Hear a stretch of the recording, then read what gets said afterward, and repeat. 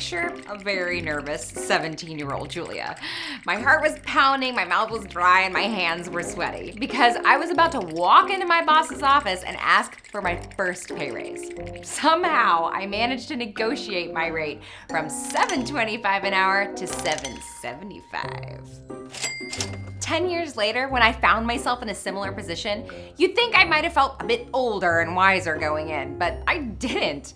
Negotiating your pay isn't something you get a lot of practice doing. And it's not like they teach it in high school or college, and most people don't even like to talk about how much they make with anyone, even their boss. A study in Australia found that only 48% of men and 32% of women thought their pay was even up for discussion. But your income is the most powerful tool that you have to grow your financial stability. So you owe it to yourself to exert some control over it.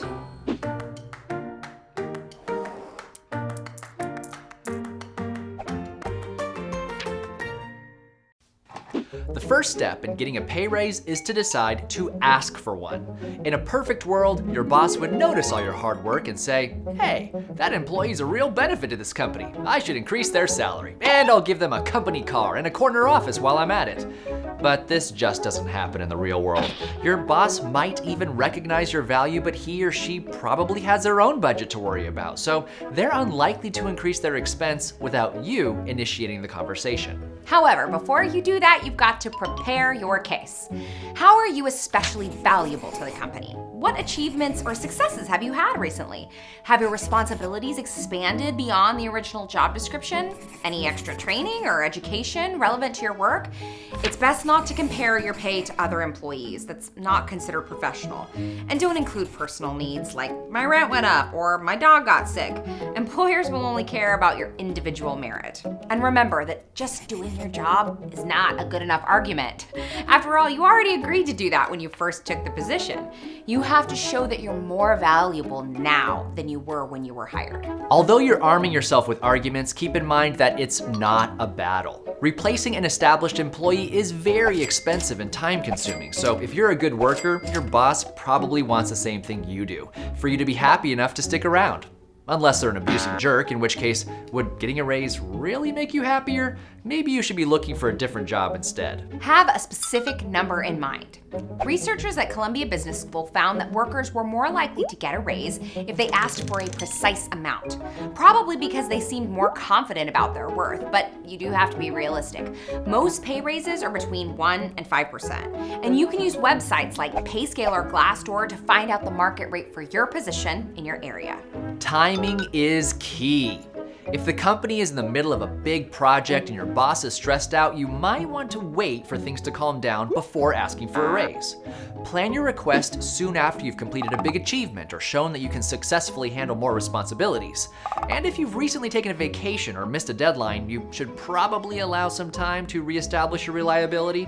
Asking at the right time will only make it easier for your boss to say yes. Even if your employer thinks you deserve it, they just might not have the ability to increase your salary, which is why you should be ready with alternate options. Salary only typically accounts for about 70% of an employee's total compensation, which leaves lots of room on the negotiating table for other benefits and perks.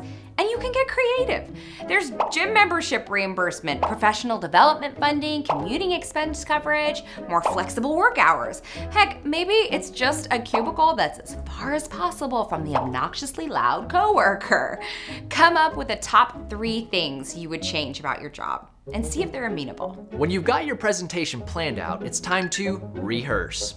The thought of explaining why you deserve more money makes most people want to crawl under a rock, but it's important that you appear confident in your self-assessment. So have a friend or family member sit down with you and just get some stumble-throughs out of the way. The mirror isn't gonna cut it here. You need to sit across from a human being who can ask you questions that your employer might bring up during your talk. And don't ask for feedback from your rehearsal partner until you've gone through it at least a couple times. And lastly, be prepared to hear no. Even if you walk out of your boss's office with nothing more than what you went in with, it's not a defeat.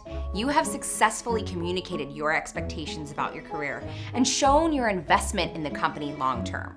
Trust me, your employer will remember these things the next time you're up for review or a promotion becomes available. You'll also be giving yourself practice at asking for what you want, something that is difficult for a surprising number of people, but essential to feeling like you have control over your life. As my mother-in-law always says, if you don't ask, the answer is always no. So there's no harm in trying if you do it with preparation and professionalism. And you won't have to wonder whether you could be making more than you are. And that's our 2 cents.